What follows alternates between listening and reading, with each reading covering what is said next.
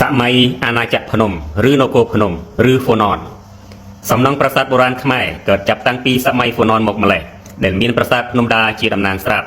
តាមឯកសារចិនលោកកាំងថៃរាជទូតចិនដែលបានធ្វើដំណើរមកនគរគោកធ្លកនៅពាក់កណ្ដាលសតវត្សទី3បានកត់ទុកថាបឋមក្សត្រនៃនគរហ្វូណនឈ្មោះហ៊ុនទៀនកៅឌិនយៈឬព្រះថោងឬកៅឌិនយៈវរ្ម័នបានមកពីប្រទេសឥណ្ឌាហ៊ុនទៀនបានយល់សប្តិឃើញទេវតារក្សាខ្លួនប្រគល់ធ្នូទីបឲ្យហើយបញ្ជាឲ្យឡើងជិះសំពៅដ៏ធំមួយលុះព្រលឹមឡើងព្រះបាទហ៊ុនទៀនបានទៅកាន់ប្រាសាទអង្គរទេវតាបានឃើញធ្នូទីបដោយយល់សប្តិមែនបន្ទាប់ពីនោះក៏បានធ្វើដំណើរតាមសំពៅដ៏ធំមួយមកដល់កោះគោកធ្លករាជិនីនៅរដ្ឋនេះឈ្មោះថាព្រះនាងលាវយីសោមាឬនាងនាគឬនាគីសោមាលុះបានឃើញសំពៅចម្លែកដ៏ធំក៏លើកទ័ពបំរុងទៅដេញកម្ចាត់សត្រូវតែត្រូវហ៊ុនទៀនយកធ្នូទីបបាញ់សម្ដៅសំពៅព្រះនាងឲ្យធ្លាយពីម្ខាងទៅម្ខាងព្រះនាងផិតភ័យខ្លាំងហើយក៏សូមចុះចាញ់ហ៊ុនទៀនក៏យកព្រះនាងធ្វើជាព្រះអគ្គមហេសីព្រះបាទហ៊ុនទៀនបានដឹកនាំនិងគ្រប់គ្រងនគរគោកធ្លកទៅតាមទ្រឹស្ដីនៃលទ្ធិព្រហ្មញ្ញសាសនាដែលចាត់ទុកភ្នំជាទីឋានរបស់អាទិទេពហេតុនេះហើយបានជានគរគោកធ្លកត្រូវផ្លាស់ឈ្មោះថានគរភ្នំវិញទីតាំងនគរភ្នំស្ថិតនៅត្រង់ស្រុកបាភ្នំខេត្តព្រៃវែងសពថ្ងៃនេះដែលមានរាជធានីឈ្មោះថាវិយធបុរៈឬវិយធបុរៈក្រោយពីព្រះបាទហ៊ុនទៀនចូលទីបង្គត់ទៅរាជបល្ល័ង្កត្រូវប្រគល់មកឲ្យរាជបុត្រច្បងគឺព្រះបាទហ៊ុនប៉ានហួងដែលបានបន្តរាជវង្សគ្រប់គ្រងរាជសម្បត្តិនិងចូលទីបង្គត់ក្នុងព្រះជន្ម90ព្រះវស្សាក្រោយមកព្រះរាជបុត្រទី2របស់ព្រះអង្គព្រះនាមហ៊ុនប៉ានបានឡើងសោយរាជបន្តតែបានប្រគល់កិច្ចការរដ្ឋទាំងឡាយឲ្យមេទ័ពហ្វាន់ជាម៉ាន់មើលខុសត្រូវព្រះអង្គសោយរាជបានតែ3ឆ្នាំក៏ព្រះអង្គចូលទីបង្គត់នៅឆ្នាំ225នៅពេលនោះអស់នាម៉ឺនសពមុខមន្ត្រីក៏ជ្រើសរើសមេទ័ពហ្វាន់ជាម៉ាន់ឲ្យឡើងសោយរាជសម្បត្តិព្រះបាទចៅហ្វាន់ជាម៉ាន់ជាស្ដេចសឹកយ៉ាងល្បីល្បាញទាំងជើងទឹកនិងជើងគោព្រះអង្គធ្វើសង្គ្រាមពង្រីកទឹកដីដោយលើកទ័ពទៅវាយប្រទេសជិតខាងដាក់ជាចំណុះជាច្រើនគឺវាយបាននគរជាង10ដាក់ជាចំណុះឯណោះក្រោយពីព្រះបាទហ្វាន់ជាម៉ាន់ចូលទីបង្គត់នៅឆ្នាំ243ទៅអាណាចក្រភ្នំជួបចលាចលដោយការក្បត់ដណ្ដើមរាជកើតមានឡើងជាបន្តបន្ទាប់រវាងព្រះរាជបុត្រនិងក្មួយព្រះបាទហ្វាន់ជាម៉ាន់ហ្វាន់គៀនជេងជាព្រះរាជបុត្រព្រះបាទហ្វាន់ជាម៉ាន់ឡើងសោយរាជបន្តតែក្រោយមកហ្វាន់ធានក្មួយព្រះបាទហ្វាន់ជាម៉ាន់ជ្រែករាជធ្វើគុតហ្វាន់គៀនជេង20ឆ្នាំក្រោយមកទៀតព្រះរាជបុត្រពៅព្រះបាទហ្វាន់ជាម៉ាន់មានព្រះនាមថាហ្វាន់ឆាងធ្វើគុតហ្វាន់ធានក្រោយមកទៀតហ្វាន់ស៊ីយុនជាមេទ័ពស្មោះនឹងព្រះបាទហ្វាន់ធានបានធ្វើគុតស្ដេចហ្វាន់ឆាងហើយឡើងសោយរាជរហូតដល់គ្រិស្តសករាជ289អស់ពីព្រះរាជវង្សព្រះបាទហ្វាន់ជាម៉ាន់មានព្រះរាជវង្សថ្មីទៀតមកសោយរាជនៅអាណាចក្រភ្នំពីឆ្នាំ357រហូតដល់ពាក់កណ្ដាលសតវត្សទី4គ្មានឯកសារណានិយាយអំពីអាណាចក្រភ្នំនេះតទៅទៀតទេពងសាវតារាជវង្សស៊ីននិងលៀងបាននិយាយថាគ្រិស្តសករាជ357ស្ដេចអាណាចក្រភ្នំឈ្មោះថាធានឈូឆានតាំងរាជវង្សចិនបានកត់ទុកថាក្នុងចំណោមស្ដេចដែលសោយរាជតធានឈូឆានតាំងគឺ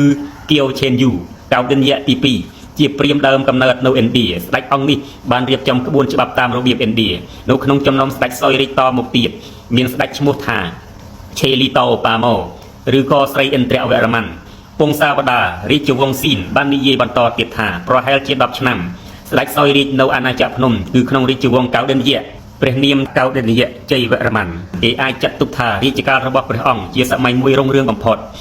នៃប្រវត្តិសាស្ត្រអាណាចក្រភ្នំព្រះបាទកៅឌិនយៈជ័យវរ្ម័នសោយទីបង្គត់នៅគ្រិស្តសករាជ514ព្រះមហាក្សត្រដែលសោយរាជបន្តគឺព្រះបាទរុទ្រវរ្ម័នព្រះអង្គជាបុត្រច្បងរបស់ព្រះបាទកៅឌិនយៈជ័យវរ្ម័ននិងស្នំឯកទ្រង់ឡើងសោយរាជក្រោយពីបានធ្វើគុតព្រះអនុជគុណវរ្ម័នដែលជារាជទីយាបការឡើងសោយរាជខុសទំនងបែបនេះធ្វើឲ្យមានការខឹងសម្បាមិនសប្បាយចិត្តពីប្រជារាស្ត្រនិងព្រះរាជវង្សានុវង្សចលនាបះបោររបស់អ្នកគ្រប់គ្រងគុណវរ្ម័នកើតមានឡើងប្រឆាំងនឹងអំណាចរុទ្រវរ្ម័នដែលជាកត្តាធ្វើឲ្យអាណាចក្រភ្នំចុះខ្សោយឥទ្ធិពលបន្តិចម្ដងរហូតបាត់ឈ្មោះពីទំព័រប្រវត្តិសាស្ត្រនៅពាក់កណ្ដាលសតវត្សទី6ព្រះបាទរុទ្រវរ្ម័នជាក្សត្រចុងក្រោយបំផុតនៃអាណាចក្រភ្នំព្រះអង្គមានបុត្រមួយព្រះនាមថាវីរវរ្ម័នព្រះបាទវីរវរ្ម័នមានបុត្រមួយព្រះអង្គព្រះនាមថាភវវរ្ម័នទី1វប្បធម៌និងអរិយធម៌សម័យអាណាចក្រភ្នំសង្គមមនុស្សលក្ខណៈមនុស្សការរស់នៅនិងទំនៀមទម្លាប់ឯកសារចិនបានបញ្ជាក់ថាមនុស្សនៅសម័យអាណាចក្រភ្នំមានសម្បុរខ្មៅសក់រួញអង្គាដីរួមច្រើនមិនសូវស្អាតឯកសារចិនបាននិយាយបន្តទៀតថាមនុស្សនៅសម័យអាណាចក្រភ្នំច្រើនលេងខ្លួនទទេស្លៀកសារ៉ុងអំបោះដើរជើងទទេចំណែកអ្នកមាននិងនាម៉ឺនស្លៀកសារ៉ុងចបាប់ពាក់ស្បែកជើងស សង់ផ្ទះខ្ពស់ពីដីប្រក់ស្លឹកចាកផ្ទះសង់ពីឈើដែលគេកាប់យកមកពីព្រៃមានរបងព័ទ្ធជុំវិញហើយផ្គុំគ្នាជាភូមិមានពី50ទៅ60ផ្ទះដែលមានស្រះទឹកមួយសម្រាប់យកទឹកប្រើប្រាស់រួមគ្នាសង្គមអាណាចក្រភ្នំជាសង្គមមេនិយមគឺគេចាត់ទុកស្ត្រីជាធំក្នុងគ្រួសារនិងក្នុងសង្គមរឿងព្រះនាងលាវយីលើកទ័ពទៅតទល់នឹងហ៊ុនទៀនជាពោះតាងជាស្ដីស្រាប់ហើយសម័យនោះស្រីទៅដណ្ដឹងប្រុសស្ត្រីអាណាចក្រភ្នំមានសម្បុរខ្មៅស្រអែមមានសិទ្ធិដណ្ដឹងបុរសធ្វើជាស្វាមីឬបណ្ដាការទៅរៀបអាពាហ៍ពិពាហ៍នៅផ្ទះខាងប្រុសហើយមង្គលការនេះមានរយៈពេល7ថ្ងៃ7យប់លុះដល់យប់ថ្ងៃទី8ទើបរៀបចំពិធីផ្សំដំណេកស្ត្រីអាណាចក្រភ្នំមានសិទ្ធិគ្រប់គ្រងបែងចែកទ្រព្យសម្បត្តិទាំងអស់ក្នុងករណីកាន់ទុកគេកោសក់និងកោពុកមាត់ហើយពិធីរំលាយសពមាន4យ៉ាង1បោះសពចោលក្នុងទឹកទន្លេ2បូជាសពដោយភ្លើង3យកសពទៅកប់4យកសពទៅដាក់ចូលក្នុងព្រៃស្មោសានឲ្យស័ក្តិសិទ្ធិជាដើមក្នុងករណីបូជាដោយភ្លើងគេតែងប្រមូលធាតុដែលនៅសល់យកទៅដាក់ក្នុងកោដ្ឋបិទជិតហើយយកទៅបោះចោលក្នុងទឹកទន្លេបើព្រះមហាក្សត្រព្រះកោដ្ឋនោះធ្វើអំពីមាសបើជានាម៉ឺនសពមុខមន្ត្រីគេប្រើកោដ្ឋជាប្រាក់ហើយបើជាប្រជារាស្ត្រសាមញ្ញគេប្រើកោដ្ឋធ្វើអំពីដីដុតអ្នកស្រុកអាណាចក្រភ្នំចូលចិត្តប្រើវិធីអស្ចារ្យដើម្បីស្វែងរកសេចក្តីពិតកាលណាមានបាត់របស់អ្វីមួយគេយកបាយមួយពំនូតទៅដាក់នៅមុខព្រះភ័ក្ត្រនៃព្រះទេវតារួចគេអង្វរសូមឲ្យព្រះអង្គជួយបង្ហាញមុខជនទុច្ចរិតស្អែកឡើងគេយកបាយនោះទៅចែកឲ្យពួកខ្ញុំនៅក្នុងផ្ទះឲ្យបរិភោគក្នុងមាត់របស់ចៅនឹងមានឈាមហូរចេញយ៉ាងជាក់ស្ដែងនឹងមិនអាចទំពាបាយបានផងឯមាត់របស់ជនទៀងត្រង់បាយនោះអាចរអិលចូលក្នុងមាត់យ៉ាងស្រួលម្យ៉ាងទៀតបើកាលណាមានជនជាប់ចោតគេឲ្យជននោះអត់បាយ3ថ្ងៃរួចគេតម្រូវឲ្យលោកយកវត្ថុផ្សេងចេញអំពីទឹកកំពង់ពុះឬកាន់ដែកដុតឡើងក្រហមដើរ7ជំហានបើមានកំហុសមែនដៃរបស់ជននោះត្រូវរលាករលួយជាមិនខានអំពីរដ្ឋបាលនិងនយោបាយអាណាចក្រភ្នំរៀបចំនយោបាយបែបឥណ្ឌាអ្នកដឹកនាំរដ្ឋគឺព្រះមហាក្សត្រគង់ក្នុងប្រាសាទជាច្រើនជាន់និងមានរបងព័ទ្ធជុំវិញព្រះរាជសម្បត្តិត្រូវបន្តពីព្រះបិតាទៅបុត្រនេះជាហេតុនាំឲ្យមានវិបត្តិរាជវង្សច្រើនលើកច្រើនគ្រាប៉ុន្តែជួនកាលរាជអាចលើកវីរៈជនណាមួយដែលខ្លួនពេញចិត្តឲ្យឡើងកាន់អំណាចដែរដូចជាករណីព្រះបាទហ្វាន់ជេម៉ាន់ជាដើមអធិរាជអាណាចក្រភ្នំនិយមធ្វើនយោបាយពង្រីកទឹកដីដូចជាព្រះបាទហ្វាន់ជេម៉ាន់បានលើកទ័ពជើងទឹកទៅវាយយករត់ជាច្រើនដាក់ជាចំណោទក្នុងចំណោមរត់ទាំងនោះមានខ្លះជាខ្មែរខ្លះជាចាមនិងខ្លះជាម៉ូននិងខ្លះជាម៉ាឡាយូជាដើមក្នុងការធ្វើសង្គ្រាមពង្រាតទឹកដីនេះគេតែងចាប់យកឆ្លើយសង្គ្រាមមកធ្វើជាទាសាទាស័យអាស្រ័យហេតុនេះហើយបានជាយើងនិយាយថាអាណាចក្រភ្នំជាអធិរាជាណាចក្រហើយព្រះរាជាមានឋានៈជាមហារាជឬជាស្ដេចចក្រវាឡរដ្ឋដែលស្ថិតក្រោមអំណាចគ្រប់គ្រងរបស់អាណាចក្រភ្នំសុទ្ធតែមានស្ដេចសោយរាជប៉ុន្តែស្ដេចទាំងនោះជាសាមញ្ញរដ្ឋរបស់អធិរាជអាណាចក្រភ្នំហើយត្រូវនាំសួយសារអាករមកថ្វាយព្រះអង្គជារៀងរាល់ឆ្នាំរដ្ឋខ្លះទៀតមានស្ដេចសោយរាជដែរតែស្ដេចទាំងនោះជាព្រះរាជបុត្រឬព្រះរាជញាតិរបស់អធិរាជអាណាចក្រភ្នំគួរកត់សម្គាល់ថារចនាសម្ព័ន្ធនយោបាយបែបនេះអាចនាំឲ្យមានគ្រោះថ្នាក់ច្រើនដែរព្រោះកាលណាអំណាចកណ្ដាលចុកខ្សោយពួកសាមញ្ញរដ្ឋបានបះបោរឡើងទាមទារយកឯករាជ្យរៀងៗខ្លួនក្នុងនយោបាយក្រៅប្រទេសអាណាចក្រភ្នំនិយមចងស្ពានមេត្រីជាមួយប្រទេសធំដូចជាប្រទេសឥណ្ឌានិងប្រទេសចិនជាដើមទំនាក់ទំនងនេះមាននៅក្នុងវិស័យនយោបាយផងពាណិជ្ជកម្មផងនិងវប្បធម៌ផងនៅជិតព្រះរាជាគេឃើញមានមន្ត្រីបម្រើរាជការពីរបែបគឺមន្ត្រីឆ្វេងនិងមន្ត្រីស្ដាំមន្ត្រីឆ្វេងគឺមន្ត្រីអង្គុយគល់នៅខាងឆ្វេងឯមន្ត្រីស្ដាំជាមន្ត្រីដែលមានស័ក្តិធំជាងហើយអង្គុយនៅខាងស្ដាំ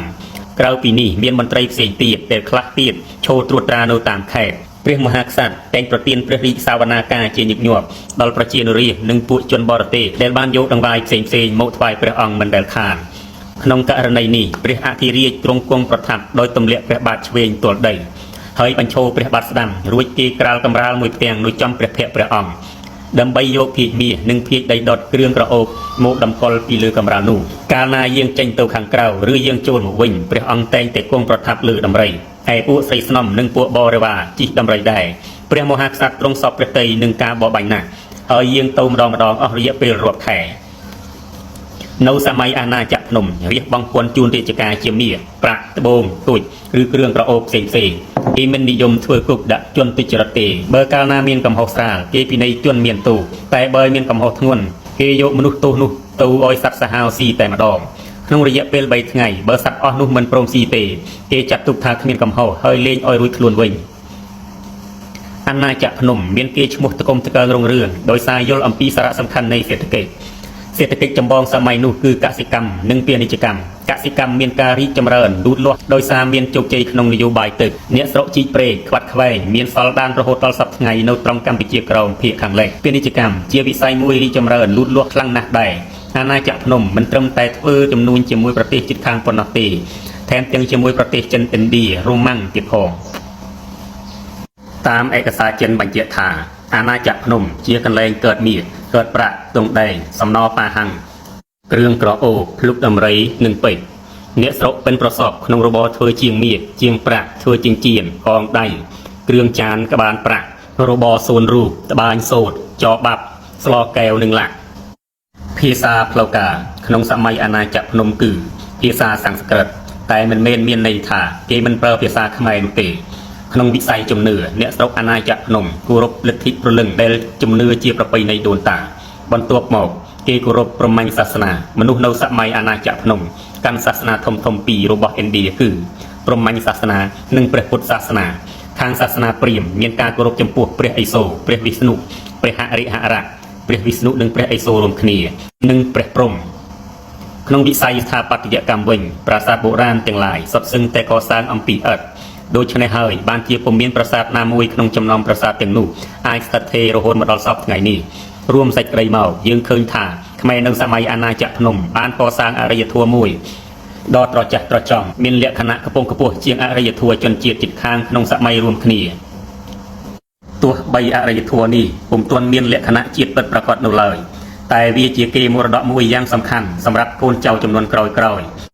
ដែលមានគំនិតចេះយកធាតុបរទេសចេះទៅកែច្នៃដោយផ្សំនឹងធាតុជាតិដើម្បីបង្កើតអរិយធម៌មួយដែលមានលក្ខណៈរឹងប៉ឹងហើយឈានដល់ចំណុចកំពូលនៅសម័យអង្គរនេះឯង